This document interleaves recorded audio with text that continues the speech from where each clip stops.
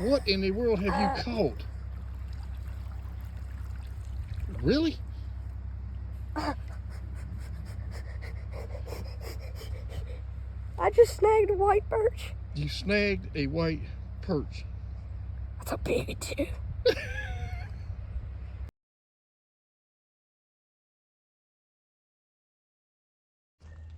What is up, YouTube? Welcome back to the channel. Buck here with Hollow Creek Outdoors.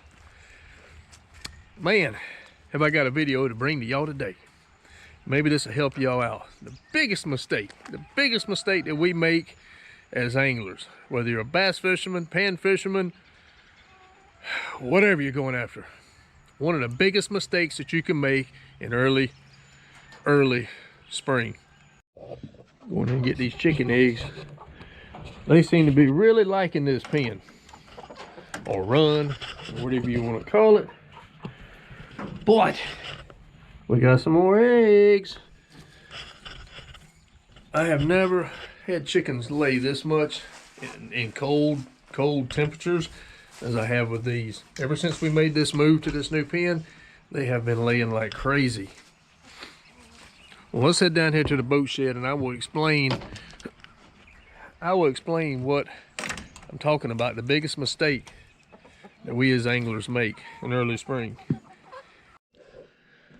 I wasn't going to put anything out on this footage until it really dawned on me. I was thinking about it last night of what I should post this video about. And it's about not really the fish catches, it's about the huge mistake that we made Sunday when we went to the lake. We had our hopes and desires way up here. We've been on a warming trend. It's kind of set the stage. We've been on a warming trend since probably a week prior to, a little bit longer than a week prior to that, and it was coming up. We knew the fish were going to be on the move. Knew the water temperatures had to be coming up. Just needed to find a little bit of dirty water, and that's what we went searching for Sunday. We rode up, went up the rivers. But hopes and expectations were really high. And we fished.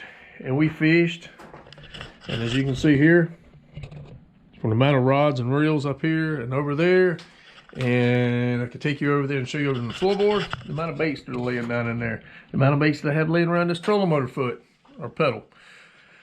We searched and searched. We threw every moving bait I could think of. Everything from chatter baits, spinner baits, swim baits, A-rigs, you name it, and just could not get a fish to commit to a moving bait. We tried. And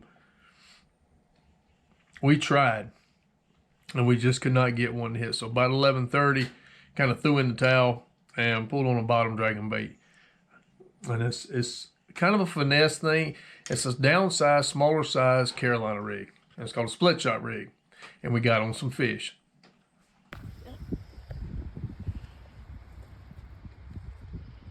Oh yeah. Second fish of the day. That one actually ate it that time. It didn't just load up on it. Come on.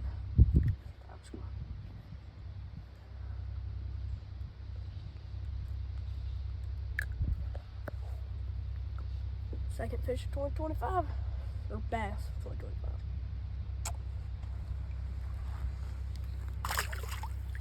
Bass. Now they small, but man. They're eating. They're fun to catch. Come on. What is that, your second? Second. Small. We thought this was perch. They're not eating it. They're getting hooked in the side of the head. What they doing with him? Little baby. Now the split shot rig is comprised, basically it's like I do with my floating worm and I do with my flute. I run about a 16 to 18 inch leader. Normally use a number 7 size split shot. If the wind's blowing a little bit, you can use a swivel and put a 3/16 ounce bullet weight and go to a quarter. I wouldn't really go over a quarter. You're just throwing a standard Carolina rig. It's something that you can fish in very shallow water. We were trying to keep, we were trying to target anywhere between a 10, 8 foot and shallower. I was really looking in these warmed up creeks where there was no wind. The sun was beating down on them. Temperatures had climbed pretty substantial from the previous weekend. We almost found some temperatures up in the 60s, really close. So again, we were jacked up, just knew the fish had got up there.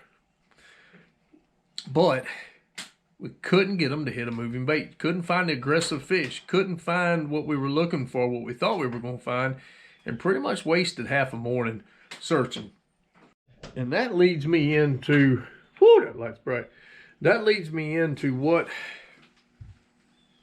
the biggest mistake that we as anglers make, whether you're pan fisherman, bass fisherman, whatever. We start getting some warming temperatures. We get them for about a week. And our anticipation, I know that's a good word, our anticipation gets the best of us. We really think these fish are moving a lot. Now, we were round fish all day.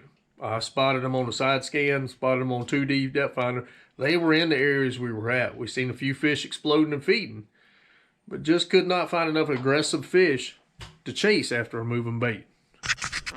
So that was the big takeaway from this past weekend. It wasn't about the fish catches that we caught. It wasn't the 5 to 6 to 7 pounders that we caught. It was about what not to do in early springtime. Don't let your mind take over and put you way ahead of where the fish actually are or what mood they're actually in. It's hard to do as a fisherman, but those first warmer days that are coming up, hold yourself back just a little bit. Don't run too far ahead of them. They're getting there, just not quite yet.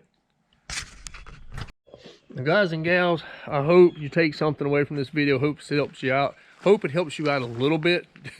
Make your trips a little more productive, especially a little more productive than our trip was the other day.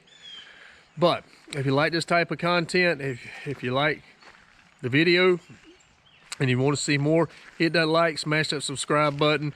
Doesn't cost a dime. And as always, God bless. Thank y'all for your support, and we will catch y'all on the next video.